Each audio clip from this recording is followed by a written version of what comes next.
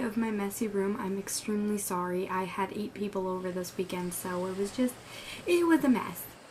Quick disclaimer, I am sick right now, so if I sound like I have a deeper voice or I just sound a little tired or under the weather, it is because I am. But, beside the point, today's video, I'm going to show you guys how to set up a proper quarantine enclosure for your animal. This is just the basics because obviously every animal has different requirements, but I'm just going to show you basic info and how to set one up. So yeah, without further ado, I guess let's just get into the video of showing you how to quarantine an animal. Quickly, if you don't know what quarantining an animal is and you just watch my videos for fun or something, quarantining is basically just making sure they don't have any diseases or illnesses before going into their permanent enclosure or permanent area they're going to be in. Most people quarantine away from their other pets like hamsters or rodents or reptiles or amphibians because they can catch the same illnesses and that can kill all your animals. So yeah, you basically just set it up really simple and watch their food intake, how much they're going to the bathroom, and making sure that their poop and everything looks good, which I know that sounds weird, and just making sure you can not see any obvious illnesses or things like that. So here is the tank I'm going to be setting up. I'm sorry if the lighting's a little bit bad, I'm just trying to show the tank. But anyways, so I'm going to show 2 different cases. The first case is going to be getting a leopard gecko, and the second case is going to be getting a burrowing snake. Just so you know, 2 ways to set up an animal that doesn't really burrow and an animal that does, and just what you can do. First, let's set up the leopard gecko's enclosure. So what you're going to want to do is use a simple substrate. I actually just use paper towel in general, but paper towel is what you're going to want to use because it's very clean and efficient and you can see their poop easily. So you're just going to want to lay that down to take up the whole tank. Now you're basically going to want to add a bare minimum, but not make it so they literally have nothing. Like you don't want to just add 2 hides in a water dish. For instance, say this is the worm hide. Let's just say that. So I'm just going to set the worm hide right here.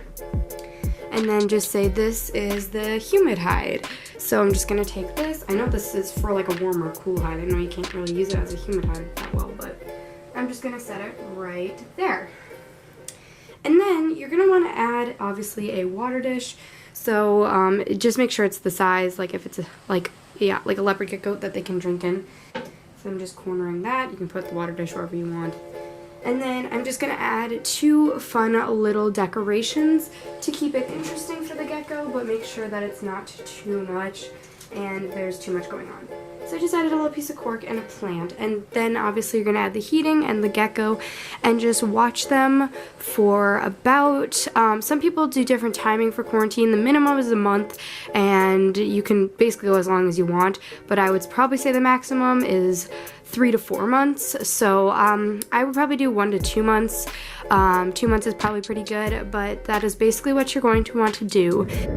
Now let's say you have a burrowing animal, but you have to keep it simple.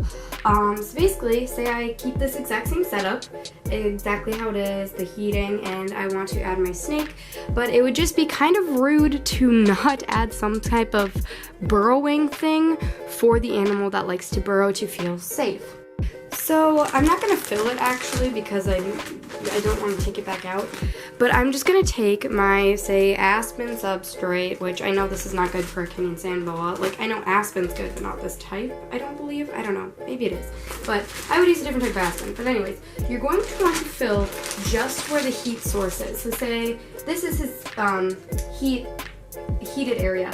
Just add like right to the end of the hide, so about 1/4 of the tank you're going to want to add substrate, and just add it the amount of inch you're supposed to, so say like 3 or 4 inches.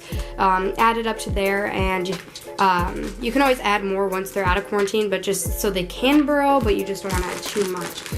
Quarantining tanks also seem to be a little bit smaller, and then most of the time they get an upgrade, so say someone gets a bearded dragon, they temporarily put them in a 40-gallon quarantine, but they're going to go into a 75-gallon.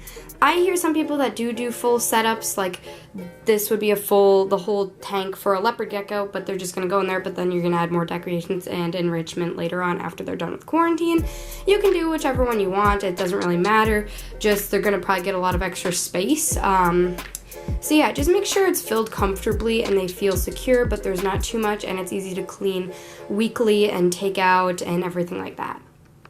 You're supposed to wait for lizards about 2 to 4 days to handle, but it also can be on their time. So if they want to wait a week, that is their preference, so you're gonna have to deal with it. And snakes are about 5 to 6 days all the way up to about 14 days. So again, depends on the individual. If you guys do have any more questions about quarantining, you can gladly Google them, look them up on YouTube. Why am I falling?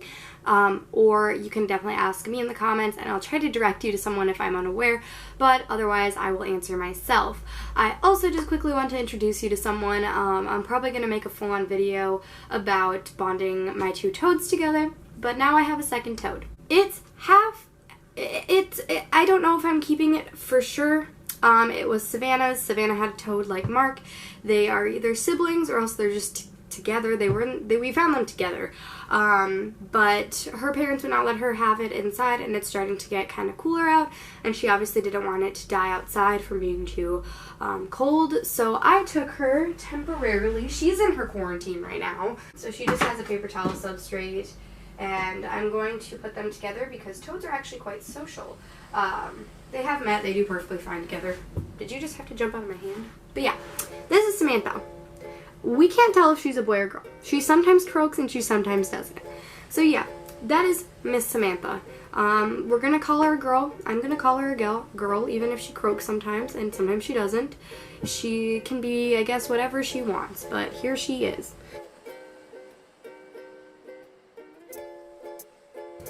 I hope the video was helpful. I know that had nothing to do with quarantining. Well, a little bit. You saw her quarantine bin. So yeah, she is a burrowing. There are a burrowing species, but she currently has nothing in there right now. So her Mars paper towels are fine, but obviously I'm gonna add something in there soon. Otherwise, again, she's not gonna be in there for long. So I will see you guys next time. I hope you enjoyed, and I love you guys so much. And yeah, stay awesome. Bye, guys.